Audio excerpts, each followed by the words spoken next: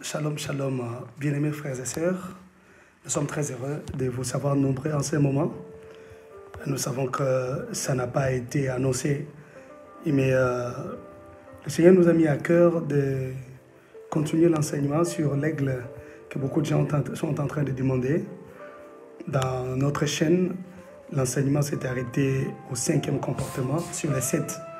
Voilà pourquoi nous sommes venus ce soir pour continuer le 6e comportement. Pourquoi ne pas aborder le 7e, mais que le Seigneur nous fasse grâce. Peut-être ce soir, nous allons juste parler du 6e comportement que les gens sont en train d'attendre. Vous êtes nombreux à demander la suite de cet enseignement. Nous avions donné les 5 comportements, il restait les 2 pour faire les 7 comportements d'un aigle. Notre thème, comme vous le savez, c'est « Sois un aigle pour être différent ». Nous avions parlé du 5e comportement qui consistait à ce que l'aigle femelle teste l'engagement de l'aigle mâle. C'est-à-dire l'aigle femelle n'accepte pas l'aigle mâle parce que l'aigle mâle lui fait la cour, mais elle l'accepte après des épreuves, après avoir testé sa loyauté, son engagement, si c'est sincère ou pas. Et là, elle va s'engager. Et nous avions dit que dans la vie, il ne faut pas croire à tout le monde, il ne faut pas se livrer précipitamment à tout le monde, okay, ou entrer précipitamment dans ce que l'autre propose si tu ne l'as pas encore testé. Donc, on a donné beaucoup de principes là-dessus, n'est-ce pas?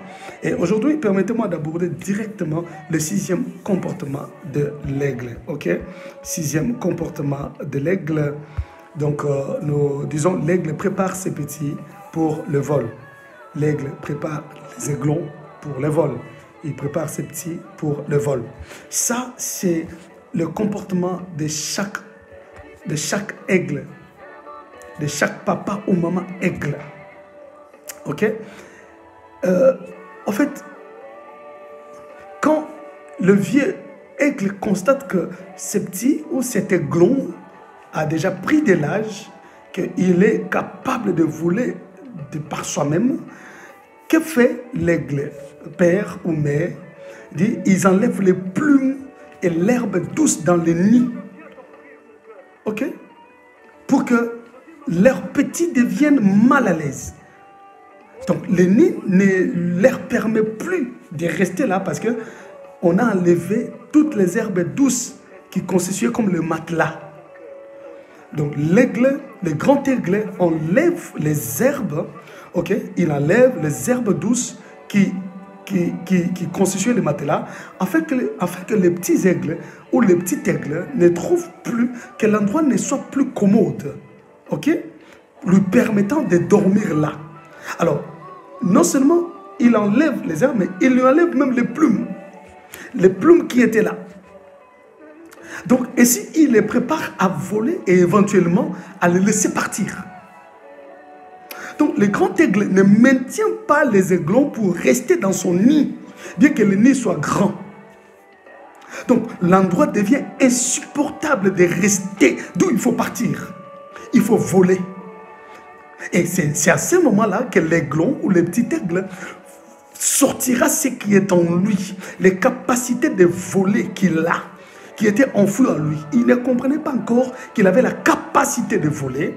Ainsi, quand le père a fait tout ça, ainsi, le petit aigle se voit obligé de voler. Ainsi, il va sortir le génie qui est en lui. Il va sortir la puissance de l'énergie qui est en lui. Oh my God!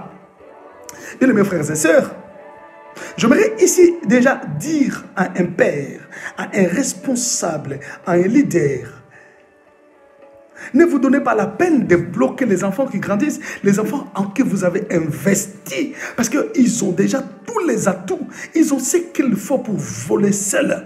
Je crois que plus les enfants grandissent avec des capacités, plus vous devez leur ouvrir la porte pour qu'ils aillent amener votre vision loin, pour qu'ils aillent imposer votre style de travail loin. Ok?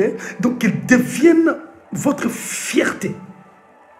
Inutile de garder les aiglons dans le nid, dans la maison, alors qu'ils ont déjà la maturité, alors qu'ils sont capables de voler de leurs propres ailes. Amen.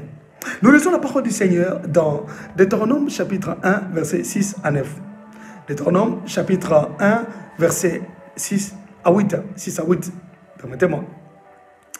La Bible dit, oh my God. La Bible dit, l'Éternel notre Dieu nous a parlé à Horeb en disant, vous avez assez demeuré dans cette montagne. Tournez-vous et partez. Allez à la montagne des Amoréens et dans tous les voisinages, dans la plaine, sur la montagne, dans la vallée, dans le midi, sur la côte de la mer, au pays des Cananéens et au Liban, jusqu'au grand fleuve, au fleuve d'Euphrate. Voyez, j'ai mis le pays devant vous. Allez et prenez possession du pays que l'Éternel a juré à vos pères, Abraham, Isaac et Jacob, de donner à eux et à leur postérité après eux. Prions. Seigneur, merci de parler à nos cœurs. Merci de nous communiquer ta pensée, oh Dieu. Merci de nous instruire en ce moment. Papa, nous avons besoin de t'écouter. Nous voulons que tu parles à nos cœurs. Saint-Esprit, viens nous éclairer, viens nous donner les capacités de recevoir cette parole, de comprendre et de nous imprégner donc dans cette parole. Précieux Saint-Esprit, enseigne-nous au nom de Jésus-Christ. Amen. Que Dieu vous bénisse. Comme je disais, ce live n'était pas prévu, mais le Seigneur nous a mis à cœur à cause de beaucoup de demandes des gens qui nous dérangent par rapport à la suite de l'enseignement sur les 7 comportements de l'aigle. Ainsi, nous nous sommes vus dans l'obligation cette nuit ou à ce moment, ça dépend de là où vous nous suivez, de faire cet enseignement. Que Dieu bénisse tous ceux qui se connectent déjà. Que Dieu bénisse ma fière Hermane. Que Dieu bénisse ma sœur Gladys. Soyez bénis. Que Dieu vous fasse du bien. Amen. C'est une surprise pour tout le monde. Supportez-nous. Le Seigneur nous a convaincus de faire ce live parce qu'il y a trop de demandes par rapport à l'enseignement que nous avions donné. Et ici, dans la chaîne, on ne retrouve que 5 vidéos sur 7. Donc voilà, nous sommes obligés de terminer cet enseignement. Soyez bénis. Alors, lorsque nous lisons ces passages, nous comprenons que les enfants d'Israël étaient en route vers la destinée, en route vers la terre promise, n'est-ce pas? Et arrivés quelque part, ils ont élu demeure. Ainsi, l'Éternel, notre Dieu, le Dieu d'Israël, ira leur parler là à Horeb, là où ils étaient, en leur disant, vous avez assez demeuré dans cette montagne. Tournez-vous et partez. Nous avons dit que le grand aigle ou l'aigle père, l'aigle mère prépare le petit pour le vol. 6e comportement de l'aigle. Mais nous voyons le meilleur leadership dans notre Dieu. Le meilleur, le bon leader. La Bible dit que Israël a trop demeuré sur cette montagne et Dieu dit, vous avez assez demeuré, tournez-vous et partez. Tournez-vous, partez. Allez à la montagne des Amoréens, dans tous les voisinages, dans la plaine, sur la montagne, dans la vallée, dans le midi, sur la côte de la mer. Partez, mais ne restez pas ici. Et c'est ce que le grand aigle fait. Lorsqu'il constate que l'aigle a la capacité de voler seul, le petit aigle ou l'aiglon est maintenant capable d'aller seul. Le grand aigle fait quoi? Il rend l'endroit invivable. Nous avons dit, il enlève toutes les herbes douces, les plumes qui étaient là, qui constituaient comme le matelas pour l'aiglon, et il va tout enlever, et l'endroit devient insupportable, devient invivable pour que l'aigle parte, pour que le petit aigle parte, qu'il soit capable de voler. Parce qu'il a déjà les ailes, mais il hésite de voler parce qu'il n'a jamais volé seul. Il n'est jamais allé seul. Alors le grand aigle va lui pousser à voler seul. Ça, c'est le meilleur leadership. Le meilleur leadership est ce leadership qui pousse les enfants à devenir matures, à devenir responsables, qui met les enfants devant leurs responsabilités. Le meilleur leadership est ce leadership qui ne bloque pas les chrétiens dans l'église alors qu'ils ont déjà grandi. Ils sont capables de commencer à sortir, à aller prêcher, à aller faire des séminaires, mais que de les bloquer. Le meilleur leadership, ce n'est pas celui de bloquer les gens dans la maison, mais c'est de les rendre responsables. S'ils sont capables de sortir pour aller commencer des cellules, pourquoi ne pas commencer des extensions? Laissez-les partir. Au lieu de les bloquer tout cela, il y a maintenant cacophonie de grâce. Et voilà pourquoi ça commence toujours à créer des problèmes, parce que vous mettez tout le monde ensemble. Vous avez une église, mais avec combien de pasteurs, combien de pasteurs, combien d'orateurs. Bien aimé, qu'est-ce qui te manque, cher leader, cher grand aigle, de le pousser à aller voler seul, à aller commencer des cellules ou des extensions? Alléluia. Papa, tu as des enfants à la maison, les enfants qui ont grandi, qui ont atteint l'âge, ils ont des capacités en eux. Aide-les à voler seuls. Aide-les. Amen, amen. Alors, écoute-moi très bien, mes frères et sœurs. Certains comportements des pères spirituels étaient le langage de Dieu à ton égard, sans qu'eux-mêmes s'en rendent compte. C'est-à-dire que quand Dieu ne te voit plus là, Dieu peut utiliser même ton père spirituel. Il commence à poser des actes qui t'indisposent. Tu sens vraiment que l'endroit n'est plus vivable. C'est-à-dire que Dieu ne te voit plus là. Dieu veut que tu ailles. Dieu veut que tu sortes. Dieu veut que tu voles de tes propres ailes. Mais comme le père spirituel ne s'est pas rendu compte de ça, ainsi Dieu est en train de lui imposer un comportement pour te libérer. Et c'est comme ça que j'ai toujours dit aux responsables, aux leaders, pères spirituels, faites très attention. Soyez à l'écoute de Dieu. Vous pouvez libérer les enfants à temps pour qu'il reste des bénédictions pour vous, au lieu de chercher que les enfants partent parce que le terrain devient invivable. Ce n'est pas bon. C'est pas bon. Donc, si Dieu veut que la personne parte parce qu'il y a des âmes qu'elle doit gagner, si Dieu estime qu'il est temps que cet enfant parte parce que je dois travailler avec lui, Père, tu as connecté au trône afin de libérer cet enfant. Parce que si tu ne le libères pas, si tu ne lui permets pas d'aller voler de ses propres ailes, il apprendra lui-même à voler. Et là, tu remarqueras que Dieu va tout faire pour le libérer. À d'où il y aura des problèmes, jusqu'à ce que le terrain deviendra invivable et l'enfant va sortir. Or, la pensée de Dieu, c'était que l'enfant sorte proprement. Mais comme toi, leader, tu n'as pas compris, ainsi Dieu passe par des problèmes parce qu'il est en train de te secouer, il t'impose un certain comportement pour mettre l'enfant mal à l'aise afin que l'enfant sorte. Là, c'est une deuxième méthode si le leader ne comprend pas. Or, le grand aigle prépare ses petits pour le vol.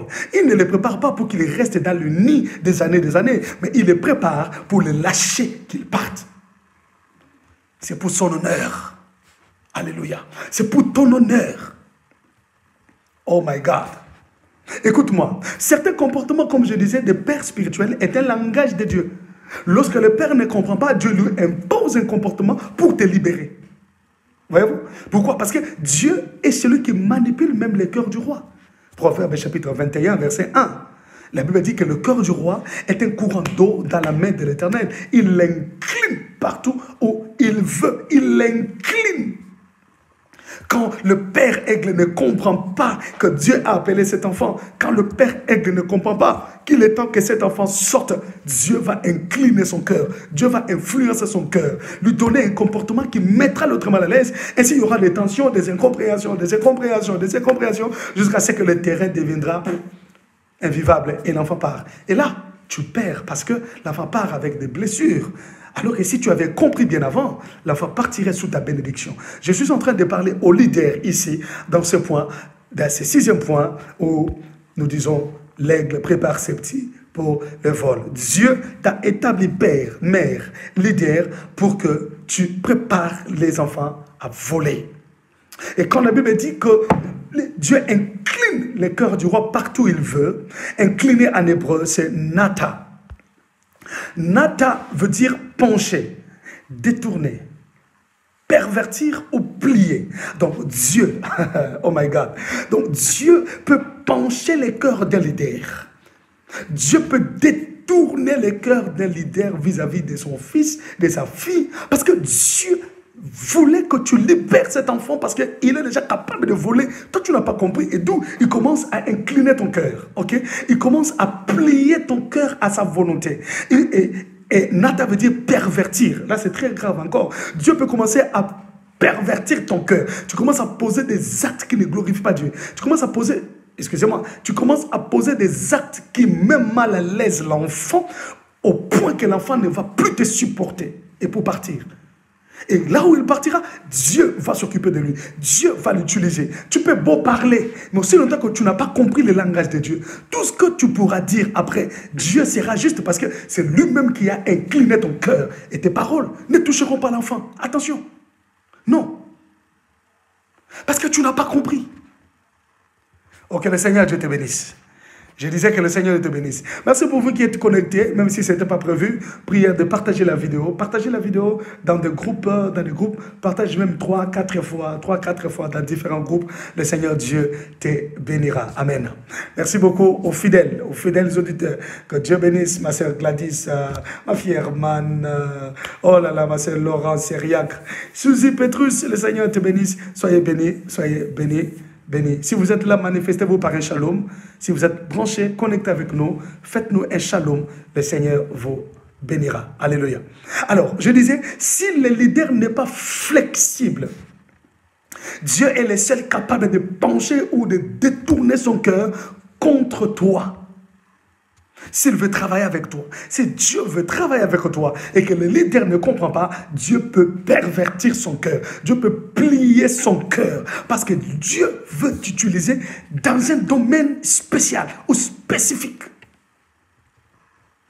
Oui, bien-aimés dans le Seigneur, il y a des pères qui lancent leurs enfants à aller plus haut qu'eux-mêmes. À l'exemple de notre Seigneur Jésus, dans Jean 14, verset 12, il dit, celui qui croit en moi fera les œuvres que je fais et il en fera des plus grands. Alléluia. Il y a des leaders qui lancent leurs enfants. Moi, j'ai été lancé par mon père. Mon père m'a laissé faire des séminaires. Mon père m'a laissé faire des croisades. Moi, j'ai été lancé par mon père. Et moi aussi, à mon tour, je lance mes enfants. Non, je lance mes enfants. Parce que je veux qu'ils montent. Je veux qu'ils s'épanouissent. Je veux qu'il fasse mon honneur. Alléluia. Il y a des pères qui lancent les enfants. Il y a des pères qui exposent, qui propulsent les enfants, qui boostent les enfants. Et ça, c'est le meilleur leadership. Il faut préparer la relève. Oh my God. On connaît la capacité d'un leader par la qualité de ses successeurs. La qualité des enfants, des fruits de ses entrailles. Oh, que Dieu vous bénisse, bien-aimés dans le Seigneur. Mais il y a aussi des enfants que Dieu seul décide de lancer de force parce que le Père ne comprend pas. Quand le grand aigle ne comprend pas, alors le Père, Dieu, prend la responsabilité de lancer l'enfant. Je demande à Dieu beaucoup de sagesse pour parler de ces points parce qu'il s'agit des leaders. Là, je suis en train de parler aux leaders. Cher pasteur, je suis pasteur comme vous. Cher enseignant, je suis docteur comme vous. Cher leader, je suis ministre de Dieu comme vous. J'ai des enfants, j'ai des enfants. J'ai été déçu, j'ai été blessé comme vous. Mais je vous demande de me supporter, de comprendre ce que je vous dis parce que j'ai vécu ces choses. J'ai vécu ces choses. J'ai été déçu, mon cœur a pleuré, mon cœur a été blessé. J'ai vécu ces choses. C'est lorsque je n'avais pas compris qu'il était temps que je libère cet enfant. Alors Dieu a commencé à créer des choses au point que l'enfant et moi, ça ne marchait plus. Et le terrain est devenu invivable. L'enfant devait partir. Et quand l'enfant part, Dieu commence à l'utiliser. Les âmes sont gagnées là-bas. Bien-aimés leaders, chers aigles, si vous êtes aigle, ayez une grande vision. Parce que l'un des comportements de l'aigle, l'aigle a une grande vision. Nous avions vu, si vous n'avez pas suivi cet enseignement, abonnez-vous dans notre chaîne YouTube, Paul Dima, espace Ministries. Paul Dima Nemo, espace Ministries, c'est affiché là au bas de vos petits écrans. Allez vous abonner et chercher l'enseignement sur « Sois un aigle pour être différent ». Deuxième comportement. Amen. Allez le voir dans notre chaîne YouTube. Mais le but du leadership est de préparer les successeurs. Pas de succès sans successeur, comme on dit. Il n'y a pas de succès sans successeur. Mais le but d'un bon leadership est d'abord de préparer les successeurs et de lancer les aiglons. Dieu t'a donné des gens, Dieu t'a donné des enfants, biologiques comme spirituels. C'est à toi de les préparer, c'est à toi de les former. Tu les formes pour les lancer. C'est ça un grand aigle. Un grand aigle ne bloque pas les enfants, mais un grand aigle prépare le vol des enfants. Il faut que les aiglons volent. Il faut que les petits aigles volent des propres ailes, de leurs propres ailes. Pourquoi? Parce qu'ils ont eu le coaching auprès du Père. Ils ont été formés par le Père. Ils ont les atouts pour voler. Alléluia. Au début, ils peuvent se sentir incapables. Mais lorsque le vent viendra, alléluia, ils seront obligés de sortir le meilleur qu'il y en ait. Écoute-moi, le meilleur qu'il y a dans les gens que tu as formés, le meilleur qui se trouve dans la vie de tes enfants à la maison, maman, papa, tu ne vivras ces meilleurs que quand tu les remettras devant un fait accompli. Quand tu les remettras devant leurs propres responsabilités. Écoutez-moi, il y a des enfants qui à la maison étaient des fils, de fils à maman, des filles à papa. Mais lorsqu'ils sont allés vivre au home, lorsqu'ils sont allés vivre à l'internat, ils sont devenus plus matures. Pourquoi? Parce qu'ils étaient devant leurs responsabilités. Ils devaient se prendre en charge. Ils devaient voler avec leurs propres ailes. Lorsqu'on donne la liberté, lorsqu'on prépare quelqu'un au vol, bien aimé, la personne volera. Elle va voler avec les ailes et tu seras heureux. Le Seigneur te bénisse, ma financier. Que Dieu te bénisse. Si tu peux déjà partager la vidéo, que le Seigneur Dieu vous bénisse. Amen. Préparez les successeurs. Tu ne seras pas fort si tu n'as pas de successeurs forts. Eh bien, pour avoir des successeurs, il faut les préparer à voler. Ribosa kabarasan. Alléluia. Le préparer à voler. Oh, je sens la gloire de Dieu. Seigneur, merci pour ta gloire. Merci pour la couverture de l'Esprit enseigné. Amen. Romains chapitre 10, verset 14. La Bible dit: comment donc invoqueront-ils celui en qui ils n'ont pas cru? Et comment croiront-ils en celui dont ils n'ont pas entendu parler? Et comment en entendront-ils parler s'il n'y a personne qui prêche? Bien aimé, il n'y aura pas de gens qui iront prêcher si toi tu ne les envoies pas. C'est toi qui dois les envoyer. Bien aimé dans le Seigneur, la Bible dit: comment donc invoqueront-ils celui en qui ils n'ont pas cru? Et comment croiront-ils en celui dont ils n'ont pas entendu parler? Alors comment entendront-ils parler s'il n'y a personne qui prêche? Et comment prêcheront-ils s'ils ne sont pas envoyés? Bien aimé, c'est toi qui dois préparer les gens. C'est toi qui dois les former pour les envoyer, pour les larguer sur le terrain. Bien aimé, les grands aigles préparent les aiglons pour le vol.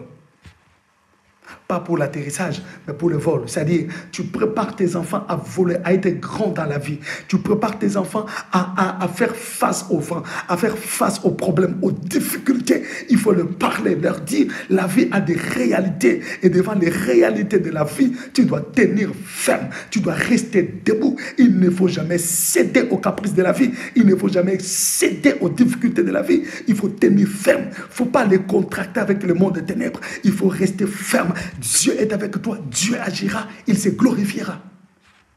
Oh my goodness. Alléluia.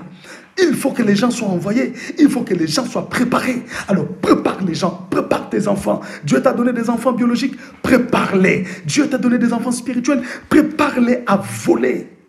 Aller plus loin que toi. Amen. Oh my God. Alors quand Dieu te voit ailleurs sur un autre terrain, tu vas multiplier des efforts pour être excellent, pour plaire aux leaders, pour éviter au maximum les problèmes. Mais ça sera sans résultat attendu. Il y aura toujours des problèmes qui vont te disposer parce que Dieu ne te voit plus là. Voyez-vous? Simplement parce que Dieu ne te voit plus là. Tu peux multiplier des efforts. Tu peux commencer à faire des cadeaux aux pasteurs. Tu peux commencer à faire des cadeaux aux leaders. Mais malgré les cadeaux, tu peux te casser à 1000 morceaux. Il y aura toujours des problèmes qui viendront pour t'indisposer parce que Dieu veut se servir de toi. Je ne suis pas en train de te pousser de quitter ton église, de partir de ton église. Non, non, non, non. Non, non. Si Dieu t'a préparé, il rendra témoignage que tu es prêt pour le service. Que Dieu vous bénisse, ma sœur Cynthia. Que Dieu bénisse l'homme de Dieu, le pasteur Gilles, depuis Manchester. Soyez bénis, mon révérend frère. Je suis en train de parler du 6e point, que l'aigle prépare ses petits pour le vol. Papa, Dieu ne t'a pas appelé pour enseigner les gens, préparer les gens, les garder là dans les 4 murs des années. Non, Dieu t'a appelé Et il t'a donné des gens pour les préparer à voler. Tu les prépares pour les laisser aller apporter ta vision très loin. Aller ouvrir des cellules, aller ouvrir des extensions. Bien-aimé, aussi longtemps que tu les garderas là, si le moment est venu où Dieu veut se servir d'eux, Dieu les voit déjà sur un autre terrain missionnaire.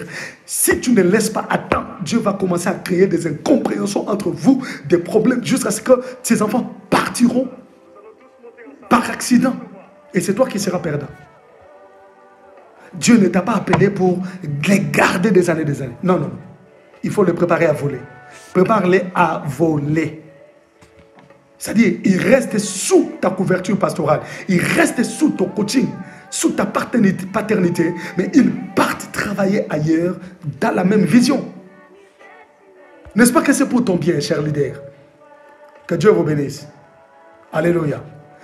Si Dieu veut te rendre mature, ou s'il te voit déjà ailleurs, il rendra ton environnement invivable. Il va te créer des problèmes avec ton père spirituel, l'église, même ton patron au travail.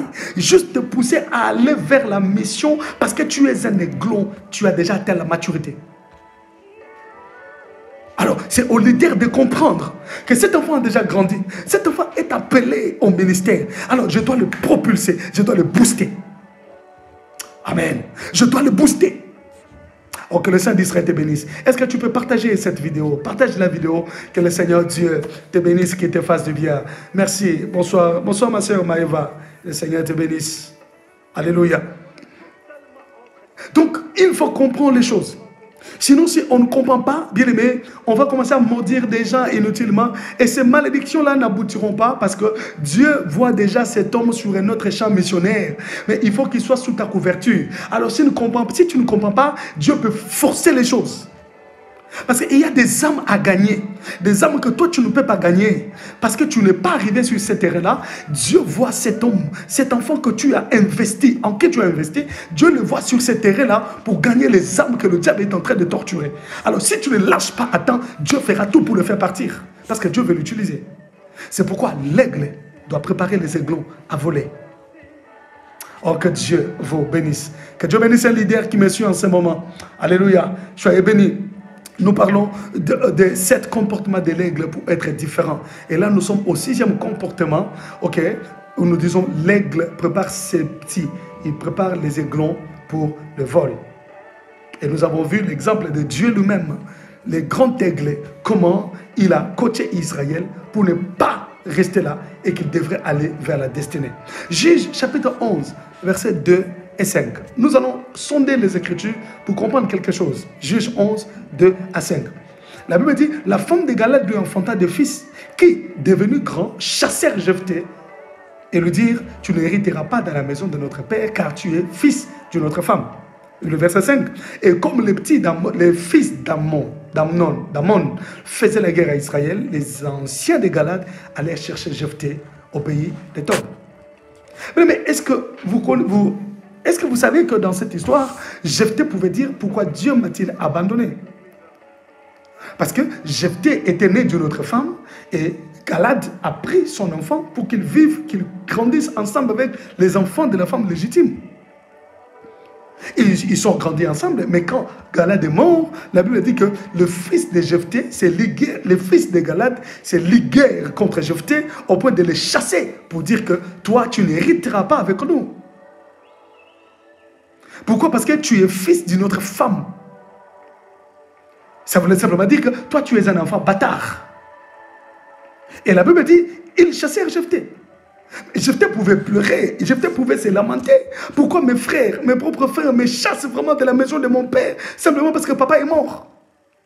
Il pouvait se lamenter, mais Jephthé ne savait pas que Dieu avait permis cette circonstance. Dieu a éliminé Jephthé. Dieu a permis, plutôt Galad, excusez-moi, Dieu a permis que le père Galad meure pour que le terrain devienne, que l'environnement devienne invivable, qu'on les chasse, parce que Dieu voulait faire de lui un leader.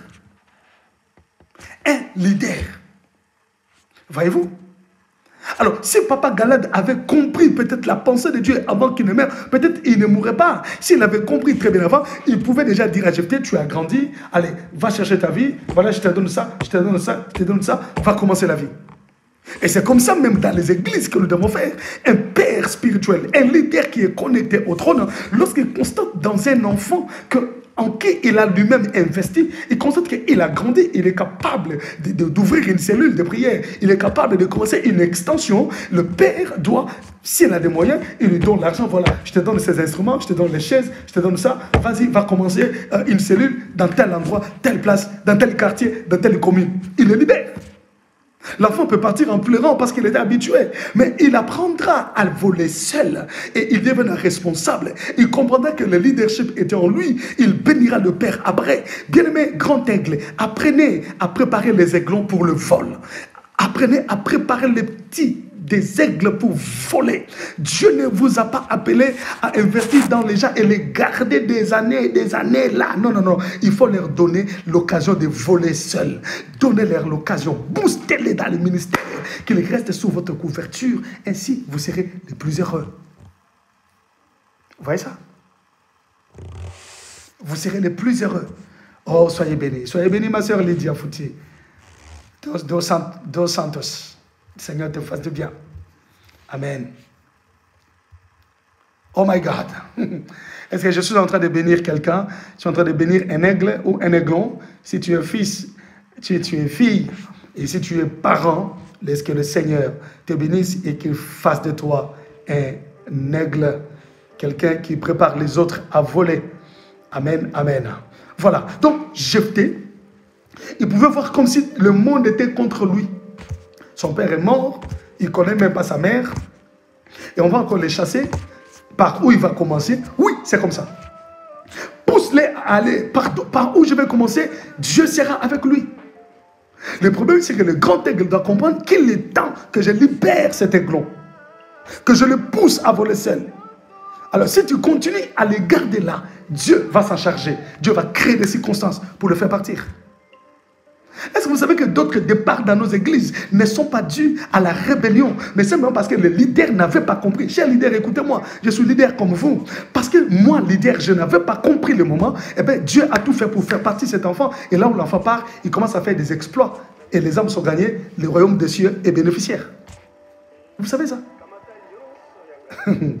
Et d'ailleurs, en théologie, pendant que nous étudions, nous avons appris, lorsqu'on nous donnait le cours de l'implantation de l'église, ou l'implantation des églises, on nous a appris parmi les méthodes d'implantation, il y a une méthode qu'on appelle la méthode accidentelle.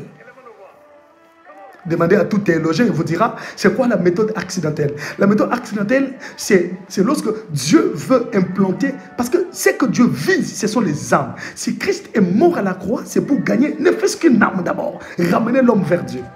Alors, quand Dieu, dans son plan, il a déjà compris que dans tel endroit, il faut que l'évangile arrive, il faut qu'une église soit implantée pour que les âmes soient gagnées. Et que Dieu voit dans ton église, tu as investi dans les gens, tu as rendu les gens capables, pour le royaume des cieux. Si tu ne comprends pas qu'il est temps de libérer ces gens et que Dieu a besoin d'eux pour se servir d'eux, Dieu va créer un accident. Et cet accident, c'est ce qui fait que l'église est divisée, tel est parti, tel est sorti, il est allé commencer l'église ailleurs, il est allé commencer l'église ailleurs, et l'église est restée. Vous allez vous rendre compte qu'une seule église a produit 4 églises. Parce que tel est parti, tel est parti, tel est parti. Ça bouge l'église. Mais tu te rends compte que l'église mère ne mourra jamais. Parce que Dieu lui-même est à la base de cet accident.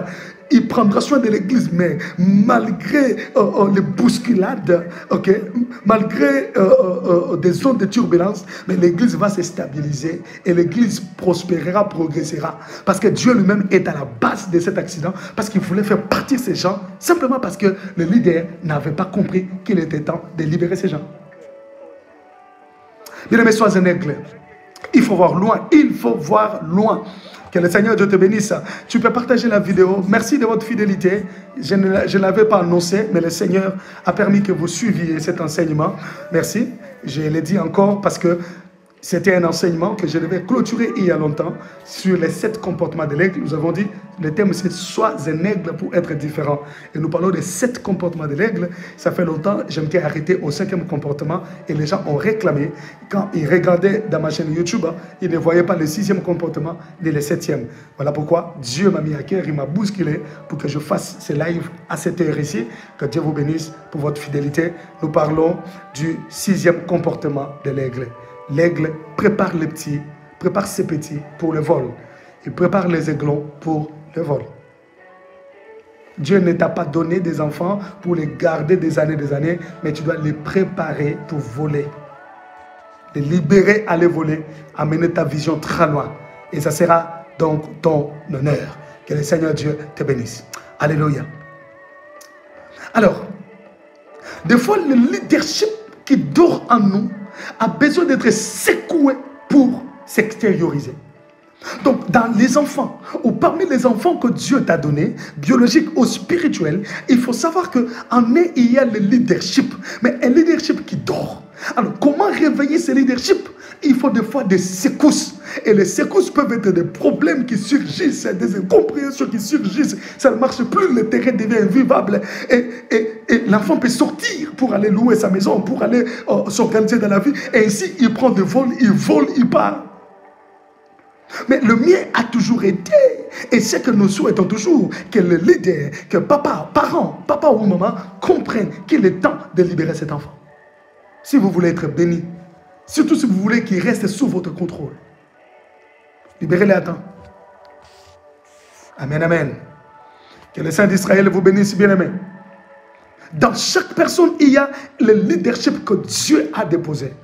Alors, lorsque ça commence à bouillonner dans la personne, si vous ne laissez pas cette personne, bien-aimée, exercer son leadership, vous allez regretter, chers leaders, chers parents, vous allez regretter.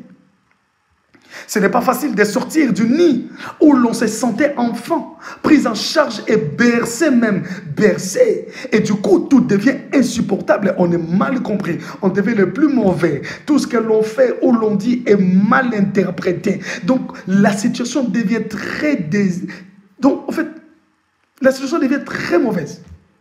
Tout ce que tu dis, c'est mauvais. Tout ce que tu dis, c'est mal interprété. Tu ne trouves plus ta place, ça ne marche plus. Et un bon leader qui comprend ces choses doit appeler l'enfant pour dire non, non, non, non. Le Seigneur t'appelle au ministère. Le Seigneur t'appelle pour que tu voles de tes propres ailes. Je crois que l'heure est arrivée pour que je te lâche. Il y a des choses qui sont en toi. Ça crie déjà, ça bouillonne en toi. Ça doit sortir. Alors tout ce qui se passe ici, parce que Dieu ne te voit plus ici. Dieu ne te voit plus ici. Tu dois partir, mais rester dans la vision. Voilà, voilà. Voilà un bon leader qui comprend les choses. Alléluia. Qui comprend les choses. Sois un aigle pour voir loin. J'avais dit, chers leaders, supportez-moi que je vous parle en leader. Amen. Chers parents, supportez-moi que je vous parle en parent. Amen. Que personne non plus te séduise pour te faire rebeller, enfant. Non, attends la maturation. Je ne parle pas de la maturité, mais la maturation. C'est-à-dire, on t'a mis dans la couveuse, on attend la maturation pour que tu puisses éclore. Ne sors pas précipitamment, sinon tu feras trop de dégâts. Il faut attendre la maturation. D'où le leader est appelé à vérifier la maturation. La maturation, dès que le processus arrive à la fin, eh ben, il faut libérer. Sinon, si tu ne libères pas, bien-aimé, il va se clore entre tes mains. Amen. Oh my God, que Dieu vous bénisse.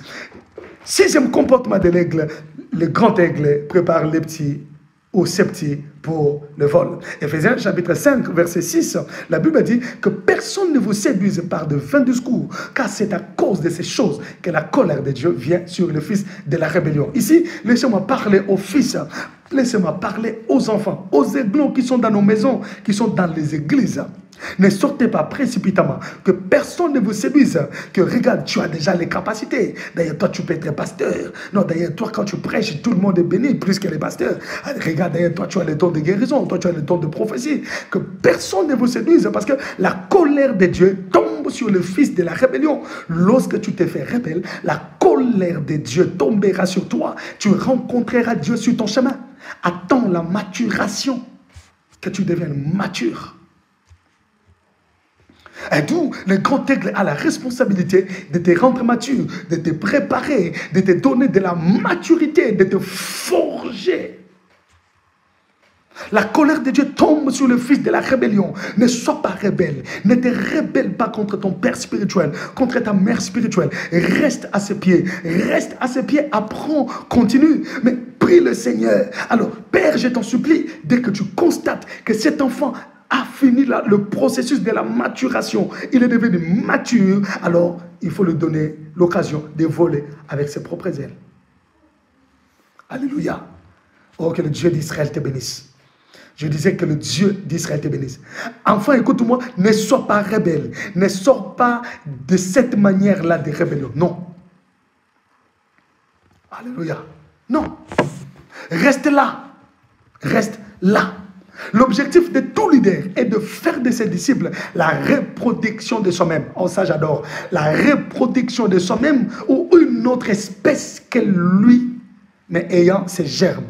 Ça, c'est l'objectif de tout leader. Tout leader doit faire de ses disciples la reproduction de lui-même.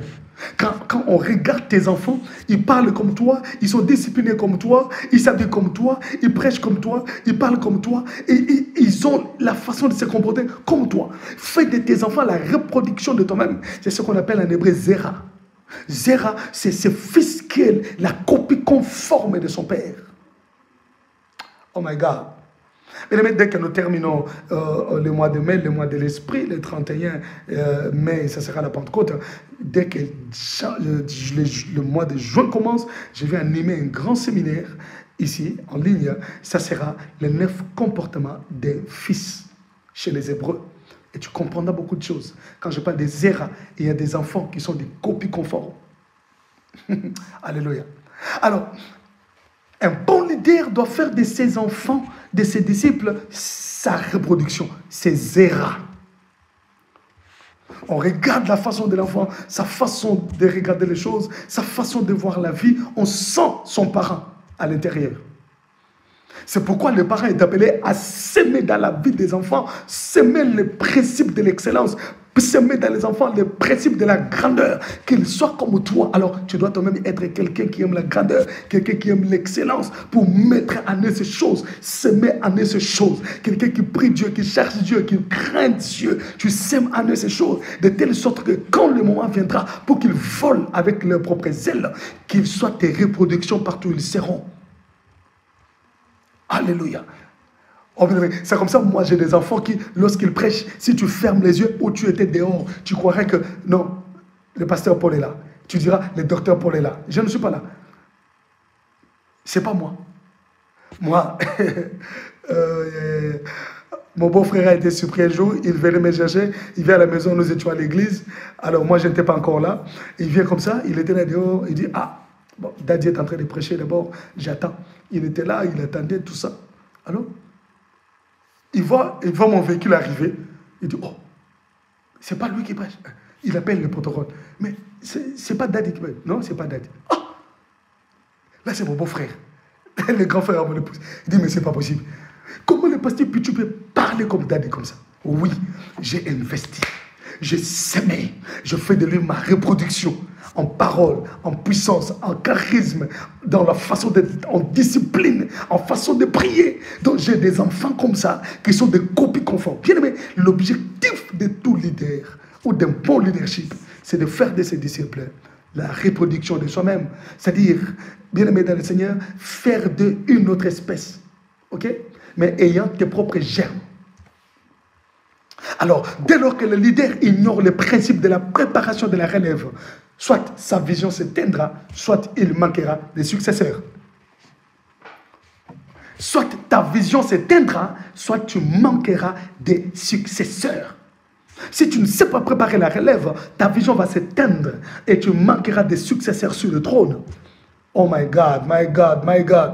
Bien-aimé dans le Seigneur, c'est pas pour rien que Dieu a dit dans Exode 7:1, il dit à Moïse, l'Éternel dit à Moïse, vois, je t'ai fait Dieu pour Pharaon et Aaron, ton frère sera ton prophète.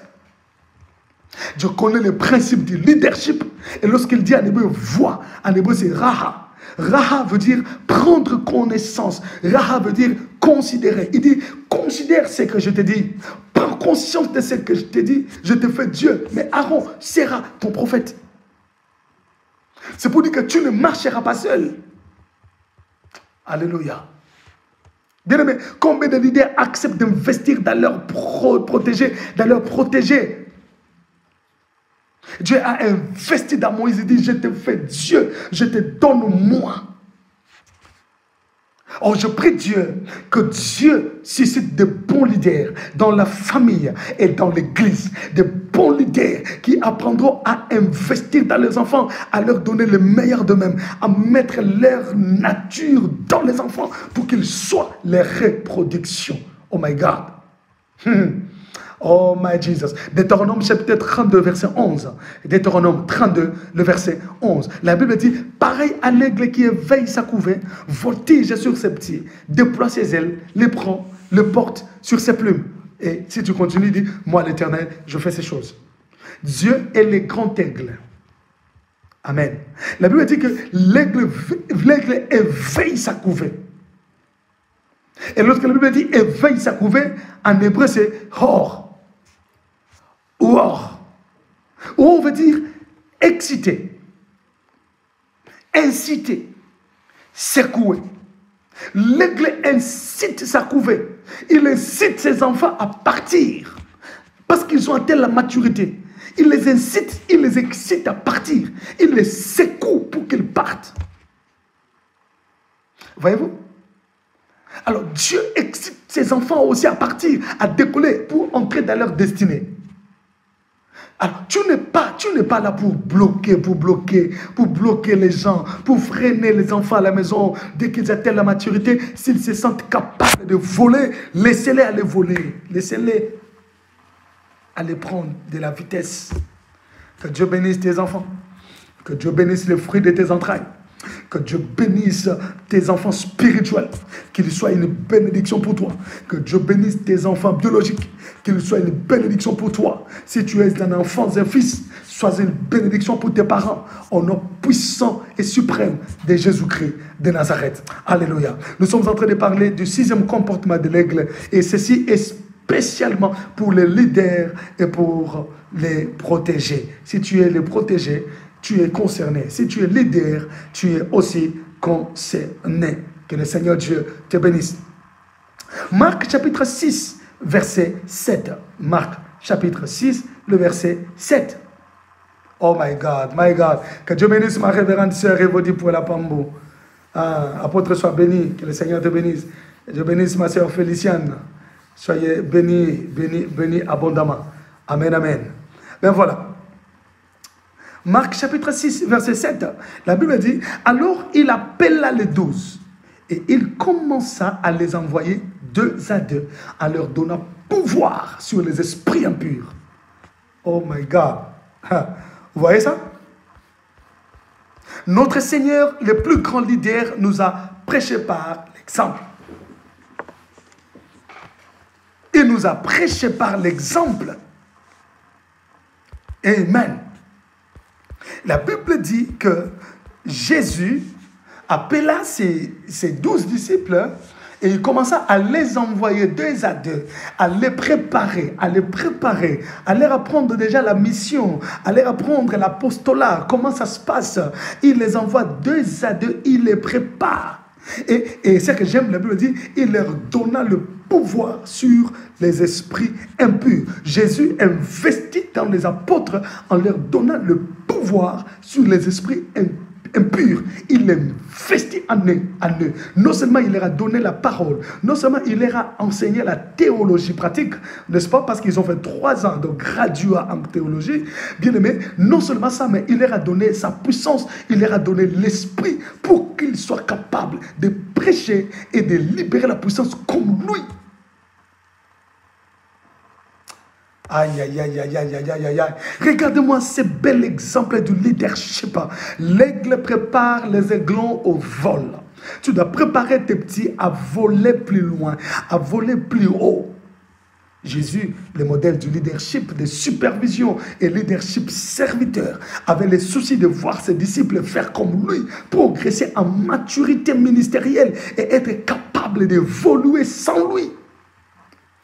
Être capable d'évoluer sans lui. Alléluia. Voilà un bon leadership de supervision.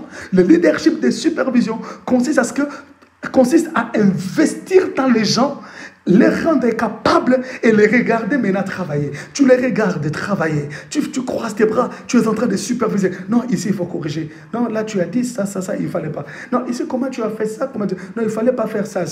Tu es là, tu as déjà investi et tu commences à les observer. Tu supervises, mais tu leur laisses la liberté de sortir le génie qui est en eux, de sortir les capacités qui sont enfouies en eux, qu'ils soient capables de voler vers leur propre aile. Alléluia. Oh my God, que le Seigneur suscite de bons leaders en ces temps de la fin. Que le Seigneur fasse de toi un bon leader. Qu'il fasse de toi, je dis, un bon leader, capable d'impacter des vies et de superviser ce qu'ils font. Oh, quelqu'un dit Amen. Amen. Bien-aimé, tu peux partager la vidéo là où tu es. Je t'en supplie. Tu peux partager la vidéo. Partage la vidéo. Si tu ne l'as pas encore fait, tu peux le faire même dans 2, 3, 4 groupes. Tu peux partager dans les groupes. Partage dans les groupes. Le Seigneur Dieu te bénira. Amen. Ça, c'est le meilleur leadership. Jésus les a préparés à voler seuls, sans lui. Il les a préparés à progresser dans la maturité ministérielle et qu'ils soient capables d'évoluer sans lui. Voilà pourquoi ils sont restés, mais ils ont impacté le monde. Les 12 ont impacté le monde parce qu'ils étaient bien préparés à voler seuls. Qu'est-ce que tu attends pour préparer tes enfants biologiques, tes enfants spirituels? Qu'est-ce que tu attends pour les préparer, pour les rendre plus matures, bien-aimés frères et sœurs? Ésaïe chapitre 43, verset 1er. Ésaïe 43, verset 1. La Bible dit, ainsi parle maintenant l'Éternel qui t'a créé, ô Jacob, celui qui t'a formé, ô Israël. Ne crains rien, car je te rachète. Je t'appelle par ton nom, tu y es à moi. J'adore beaucoup ces versets parce que Dieu est en train de faire la différence entre Jacob et Israël. Est-ce que c'est deux personnes? Non, c'est une même personne. Mais Dieu dit, Jacob que j'ai créé, mais Israël que j'ai formé. Jacob était le fils à sa mère, le fils à son père, mais Israël, c'est le fils de Dieu. Ok? Dieu a créé Jacob, mais il a formé Israël. Il lui a rendu mature. Il lui a donné de la maturité. Il lui a appris de l'endurance. Il lui a appris comment lutter avec un être suprême. Alléluia. Et quand la Bible dit, c'est lui qui t'a formé, en hébreu c'est Yatsar. Yatsar veut dire qui t'a structuré. Yatsar veut dire qui t'a façonné. Donc un leader a le temps et doit se donner le temps de façonner ses protégés et de les structurer. Je ne parle pas de l'organisation au sein de l'église, de l'organisation dans le travail, au sein de l'entreprise ou à la maison. Mais quand je parle de structurer, c'est structurer la personne. Que la personne soit structurée, capable de marcher comme il faut, capable de mettre les choses à leur place, capable de fonctionner tout en étant bien structurée. Alléluia. C'est-à-dire que tu libères les enfants qui partent, mais ils sont bien structurés. Sur la prière, il sait ce qu'il doit faire. Par rapport à la parole de Dieu, il sait ce qu'il doit faire. Par rapport à l'argent, il sait qu'il ne doit pas être cupide. Non, par rapport aux femmes, il sait qu'il doit être discipliné. Aux hommes, il doit être discipliné. Par rapport à ça. C'est-à-dire qu'il est bien structuré, bien préparé parce qu'il a été dans une bonne école qui est toi, leader. Le père aigle, la mère aigle prépare le petit pour le vol. Oh my God. 6e comportement de l'aigle. Prépare le petit pour le vol. Il faut le façonner. Façonner leur façon de parler. Façonner leur façon de réfléchir. Leur façon de se comporter. Leur façon de voir la vie en face. Il faut façonner. Ribasa kabarabosia. C'est-à-dire façonner, structurer leur vie. Voyez-vous? Alors si Dieu a formé Israël, bien aimé, accepte d'être formé toi aussi, cher fils et cher leader. Apprenez à former les fils, à les structurer. On les sent parler, on dit ouf, de qui es-tu fils? Alléluia. Que l'on lui demande, de qui es-tu fils? Pourquoi? Parce que les choses qu'il sort, sa façon d'être, on se demande, il vient d'où celui-là? Il vient d'où? Il vient d'où? Alléluia. Jean chapitre 14, verset 12, la Bible dit, en vérité, je vous le dis, celui qui croit en moi fera aussi les œuvres que je fais et il en fera de plus grandes parce que je m'en vais au Père. Ça, c'est très important. Voilà un bon exemple, un bel exemple du leadership. Jésus dit, celui qui croit en moi fera ce que je fais. Cela veut dire, j'étais déjà rendu capable de faire ce que je fais, mais tu es aussi capable d'en faire plus. Et celui que je m'en vais au Père, dont l'Esprit viendra. Donc, vous qui avez le Saint-Esprit, vous avez la capacité non seulement de faire ce que Jésus a fait, mais d'en faire plus. C'est pourquoi tu verras un diacre comme Philippe, après que Jésus soit parti, et après que l'Esprit soit venu, un diacre Philippe, il n'était pas ministre de l'Évangile, mais il était diacre. Il a prêché dans une ville, toute la ville s'est convertie. Philippe a disparu de Jérusalem pour réapparaître à Azote. Oh my God! La chose que Jésus n'avait pas faite, disparaître, quitter d'une ville, aller apparaître dans une autre ville. Mais Philippe l'a fait. Jésus n'a jamais prêché un jour et 3000 personnes se convertissent. Non, mais Pierre l'a fait le jour de la Pentecôte. Est-ce que cela veut dire que Pierre est plus grand que Jésus ou Philippe soit plus grand que Jésus? Non, Jésus avait dit, vous ferez ce que je fais et vous en ferez de plus grand. N'est-ce pas? Parce qu'un disciple n'est pas plus grand que son maître. Chers leaders, ne vous poumonez pas. Ne croyez pas que ça serait un combat. Un disciple n'a jamais été plus grand que son maître. Il y aura toujours, il y aura toujours, et lui, il aura toujours des failles qu'il va nécessiter ton coaching, il aura toujours des vides que toi seul tu pourras remplir. Alors, comprenez qu'il est temps de passer en ce leadership de supervision où tu investis dans les enfants, tu les largues, tu les boostes et tu les regardes travailler. D'où il faut commencer par les préparer. Voilà pourquoi s'il est possible de leur donner la chair, donne la chair.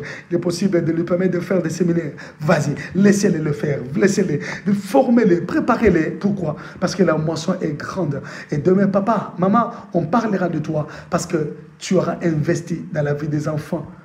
Parce que tu les auras donné ce qui est important. Le principe est que laisse tomber ta zone de confort. Il n'y a pas de croissance pour quiconque demeure dans sa zone de confort. Si le grand aigle rend le nid invivable pour que l'aigle, le petit aigle parte, bien aimé, dans le Seigneur, ne sois pas l'amoureux ou l'amoureuse de la zone de confort. Accepte de sortir parce que tu as des ailes. Et il y a des âmes qui doivent être gagnées par toi. Il y a des choses qui doivent être opérées par toi. Ne renonce jamais de devenir le meilleur de toi-même. Sois un aigle. Et si tu deviens un aigle, enseigne à tes enfants ou tes petits frères, tes petites sœurs à le devenir aussi. Apprends à tes enfants à devenir meilleurs comme toi, meilleurs plus que toi. Apprends-les à être des aigles qui voient très loin, qui ont des grandes visions dans la vie. Apprends-les ces choses. Bien-aimé, que le Seigneur Dieu te bénisse. Voilà. J'ai parlé de ce 6e comportement de l'aigle. Sois un aigle pour être différent, d'où tu dois apprendre à préparer tes petits pour le vol. Voilà, nous allons prier ensemble.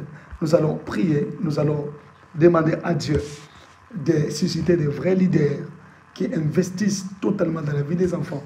Et nous allons demander à Dieu de faire des enfants, des bons enfants qui écoutent, qui apprennent, qui attendent la maturation. Est-ce qu'on peut prier ensemble? Prions au nom de Jésus-Christ. Alléluia. Éternel Dieu, nous te disons merci pour ta parole, oh Dieu. Merci pour cette parole, Seigneur, qui est venue nous faire du bien. Cette parole qui est venue nous donner la vie. Cette parole qui est venue nous révolutionner. Seigneur Dieu, nous te prions, oh Dieu des armées, de susciter de vrais leaders en ces temps de la fin. Des leaders qui entendent ta voix, qui comprennent que ces enfants ont grandi. Il faut que je les laisse partir. Il faut que je les largue sur le terrain. Il faut que je les booste pour le bonheur de mon ministère pour le bien de la vision que toi, Dieu, tu m'as donnée. Seigneur, suscite des hommes et des femmes, leaders capables de comprendre ces choses, oh Dieu, pour que nous évitions des troubles et des incompréhensions autour de nous, des incompréhensions avec nos enfants, Seigneur, notre Dieu, alors que toi, tu les vois ailleurs, alors que toi, tu les appelles sur un autre champ de mission. Oh Seigneur éternel, nous te prions de nous rendre capables de déceler ces choses, de comprendre des moments, de faire une bonne lecture, oh Dieu, pour que les enfants restent sous nos pieds et qu'ils soient sous nos coachings, sous notre contrôle, notre surveillance, tout en étant de vrais leaders sur le terrain. Merci Seigneur d'éloigner de nous l'esprit de la rébellion, d'éloigner de nous l'esprit de la rébellion, Dieu. Nous voulons rester dans la crainte, rester soumis au Père, rester au pied de nos pères. Quand bien même tu nous amènerais très loin, oh Dieu, nous voulons rester au pied de nos pères. C'est ça la prière de nos cœurs, oh Dieu. Viens nous aider, viens susciter des hommes et des femmes capables de vivre ces choses, capables de marcher dans ces choses, oh Dieu, au nom puissant de Jésus. Mais tu vas prier pour tes enfants spirituels, tu vas prier pour tes enfants biologiques, pour dire Seigneur, je crois que je fais de ma reproduction en comportement, en caractère, en soif de la parole, en soif de la prière, en façon d'être. Bien-aimé, tout ce que tu peux dire, commence à le dire au nom de Jésus. Alléluia. Éternel Dieu, je viens prier pour mes enfants spirituels et biologiques. Seigneur, je prie au Dieu qu'il soit ma reproduction en crainte de Dieu, en obéissance à la parole de Dieu, en écoute de Dieu. Oui, mes reproductions en connaissance, en parole, oh Dieu, mes reproductions en puissance, en charisme, oh Dieu. Oui, mes reproductions en bénédiction et en grâce. Oui, Seigneur, je bénis mes enfants biologiques, je bénis mes enfants spirituels. Je prie, Seigneur, qu'ils soient de bons leaders dans la vie, des leaders qui émergent, des leaders qui font et non, des leaders qui obéissent Dieu et qui marchent avec Dieu, des leaders qui font la volonté de Dieu. Riba sanda sobrosaya, God's clone n'avait chic de bloy, et rabasa kabarabosa, korobo chic manami de blo, God glory n'avait chic, et nababa saya, sobrase kebara sanda, mi de God glory n'avait chic, urepi de God broya, sobrose kebara sanda, et rababa saya, mi de God glory n'avait chic, korobo seke, sobrose kebara sanda, et manasanda, et kabara seke, God glory n'avait chic, et nababa sanda.